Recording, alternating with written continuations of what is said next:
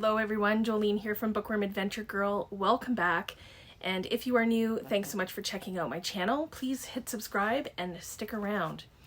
Today I am going to be taking a look back at my book hauls from 2020 and 2021 and see if I have read any of the books. I will leave links to the hauls, last year's haul revisit in the description box below so you can check that out and just see how things have changed or not. There are a total of 18 books hauled in the last 2 Novembers, which, you know, really isn't that bad for me. Sometimes there's a lot more books hauled. Where this kind of falls apart is that I would usually consider reading over half of them a success, and in this case I've only finished 5. I've DNF'd 1 and I am currently reading 1, which I hope to finish this month for Nonfiction November.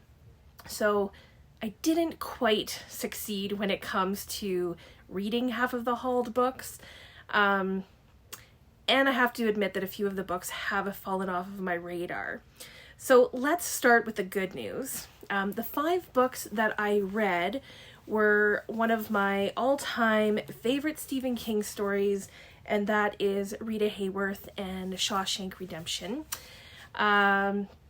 This short story is included in the collection Different Seasons, which is a great collection, and it was published as a single volume, and I really, really love this story.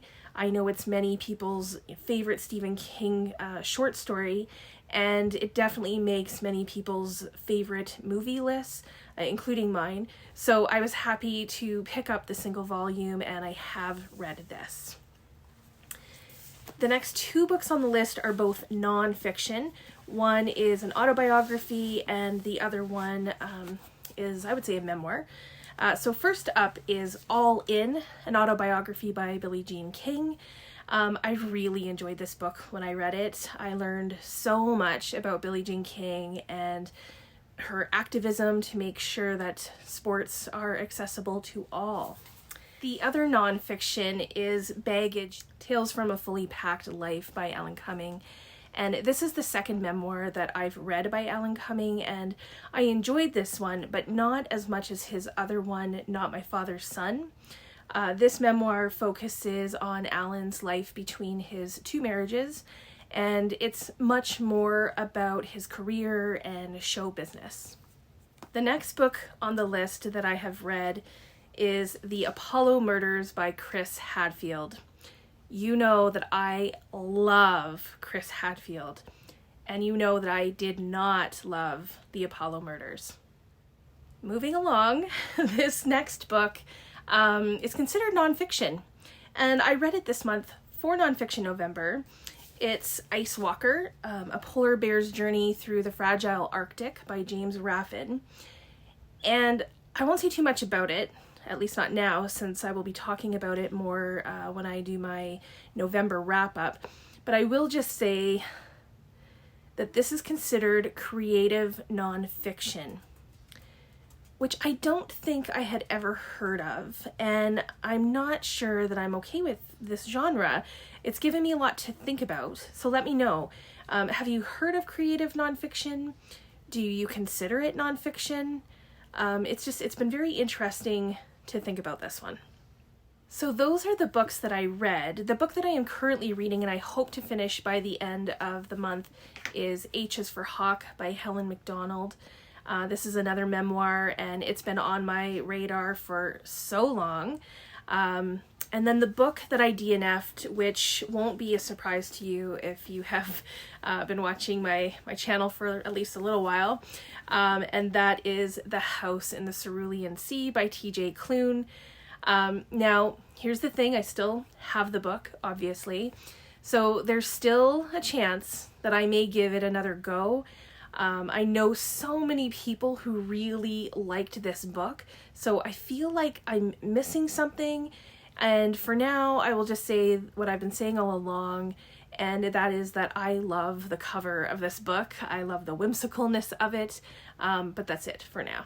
Okay, so that leaves me with 11 books left. And of these 11, I don't know which is the best way to kind of group them. I usually do the ones that are still on my radar, which I think I can do here, kind of.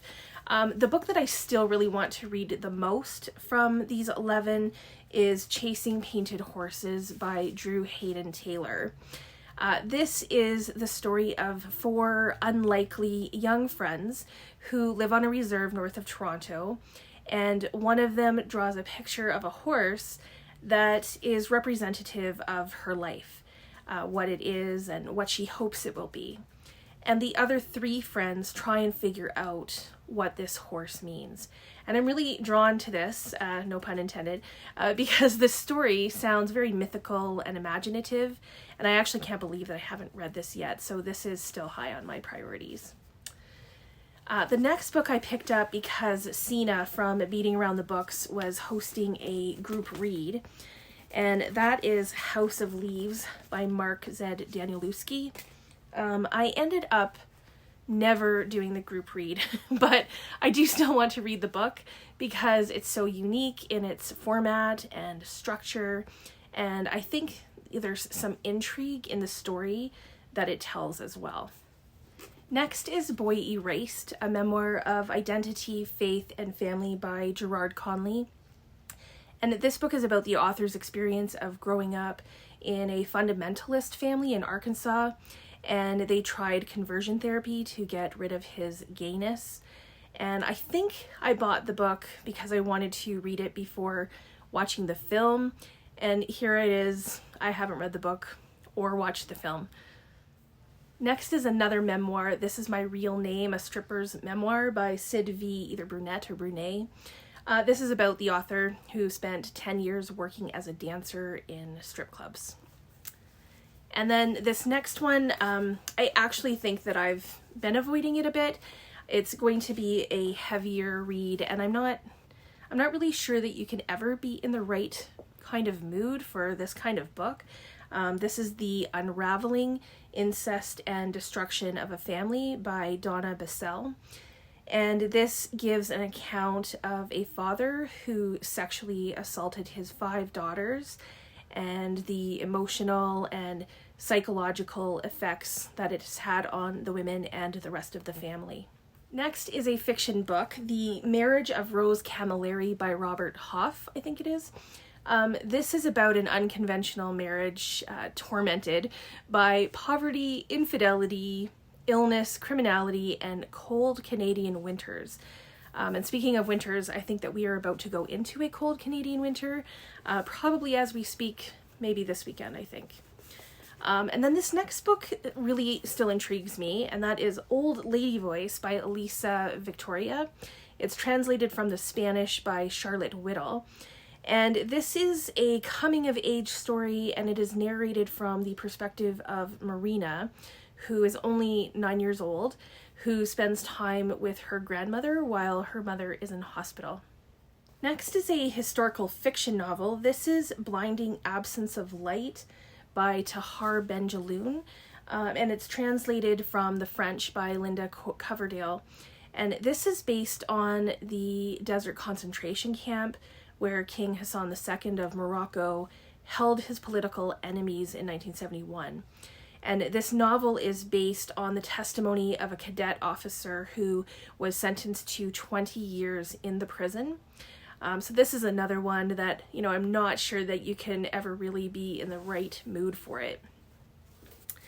And then next is Stay With Me by Ayobami Adebayo, I hope I'm saying that right, a Nigerian author. The book is set in Nigeria, and this is about a married couple who have agreed that polygamy is not for them until 4 years into their marriage when they still haven't had a child. And eventually the family arrives with a young woman that they introduce as the husband's second wife. Of course, the first wife is furious and she gets pregnant to save her marriage, but it comes at a great cost. Next is a thriller that keeps sliding down my TBR, I don't know why, and that is The Wife Between Us by Greer Hendricks. And this is also about a marriage and a love triangle.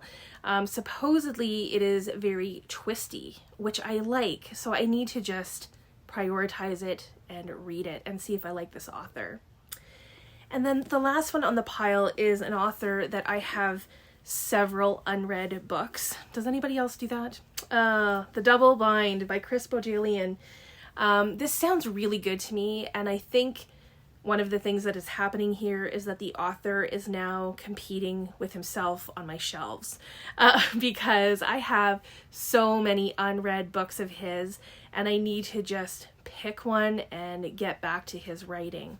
So this book is about a woman who works in a homeless shelter and who listens as one of the elderly men tells his story of being a photographer of famous people.